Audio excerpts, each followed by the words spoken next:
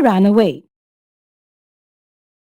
At last Billy began to snore, and then Tommy felt so lonely he couldn't bear it.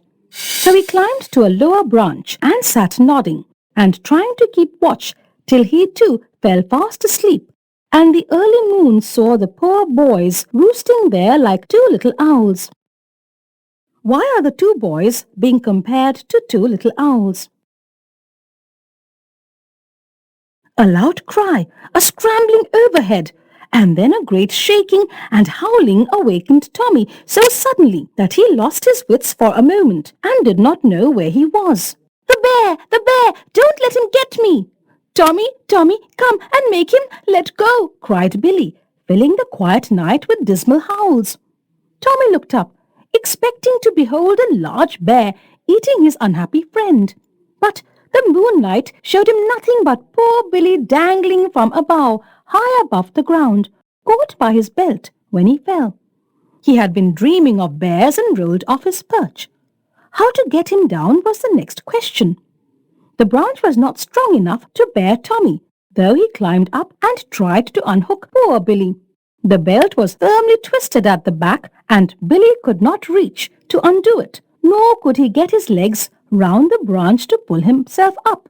There seemed no way but to unbuckle the belt and drop. That he was afraid to try, for the ground was hard, and the fall a high one. Fortunately, both belt and buckle were strong, so he hung safely, though very uncomfortably, while Tommy racked his boyish brain to find a way to help him. "I seem to see a light moving round down that way," cried Billy from his hook, pointing towards the valley. What do you think was actually moving? "They are looking for us, but they won't hear us. I'll run and howl louder and bring 'em up here," answered Tommy, glad to do anything that would put an end to this dreadful state of things. The moon was bright on the blasted trees, but when he came down among the green pines, it grew dark, and he often stumbled and fell. Never minding bumps and bruises, he scrambled over rocks, leaped fallen trunks, floundered through brooks, and climbed down steep places, till, with a reckless jump, he fell into a deep hole and lay there for a moment, stunned by the fall. It was an old bear trap, long unused, and fortunately well carpeted with dead leaves, or poor Tommy would have broken his bones. When he came to himself, he was so used up that he lay still for some time in a sort of daze, too tired to know or care about anything, only dimly conscious that somebody was lost in a tree or a well, and that, on the whole, running away was not all fun. By and by the sound of a gun roused him, and remembering poor Billy, he tried to get out of the pit, for the moon showed him where he was, but it was too deep, and he was too stiff with weariness. So he shouted and whistled and raged about, very much like a little bear caught in the pit. "I guess Mother is worried this time, because I never stayed out all night before, and I never will again without leave. It's rather good fun, though. If they only find me, I ain't afraid, and it isn't very cold. I always wanted to sleep out, and now I'm doing it. Wish poor Billy was safely down and in this good bed with me. Won't he be scared all alone there? Maybe the belt will break and he gets hurt, bumping down. Sorry how I left him. There's the gun again. Guess it's that man after us. Hi! Hello, here I am! Whoop! Hurrah! Hi! Hi! Hi! Tommy's cheer ended in a series of yells as loud as his shrill little voice could make them, and he thought someone answered, but it must have been an echo, for no one came, and after another rampage around his prison, the poor boy nestled down among the leaves and was soon fast asleep, because there was nothing else to do. So there they were, the two young hunters lost at midnight on the mountain, one hanging like an apple on the old tree, and the other sound asleep in a bear pit. Their mothers, meantime, were weeping and wringing their hands at the farm, while all the men in the neighborhood were out looking for the lost boys.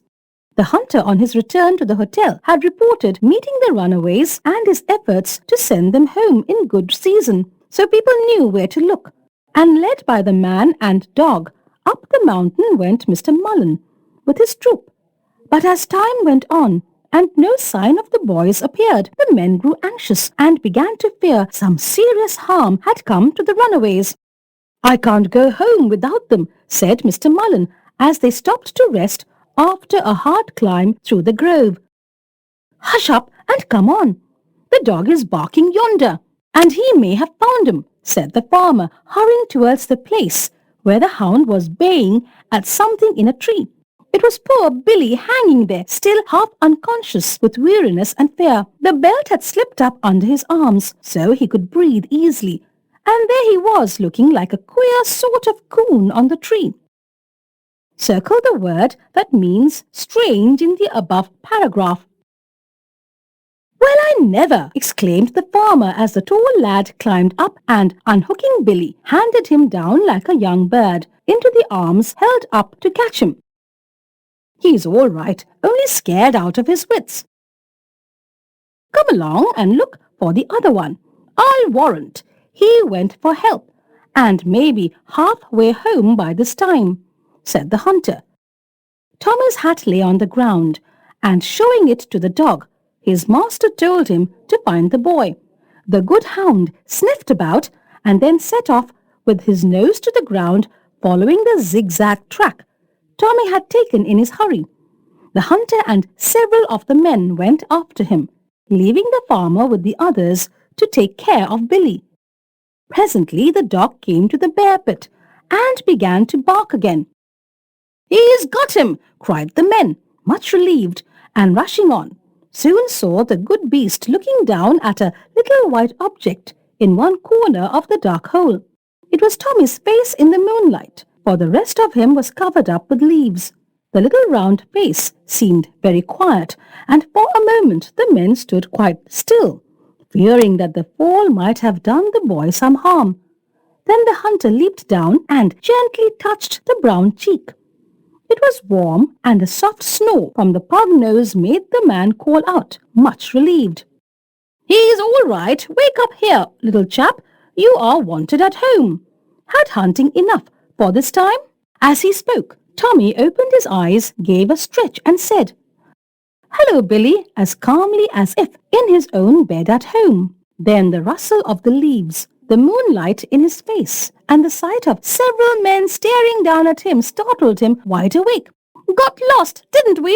Oh, I say, where's Billy? I left him up a tree like a coon, and he wouldn't come down," laughed Tommy, kicking off his brown bedclothes, and quite ready to get up now.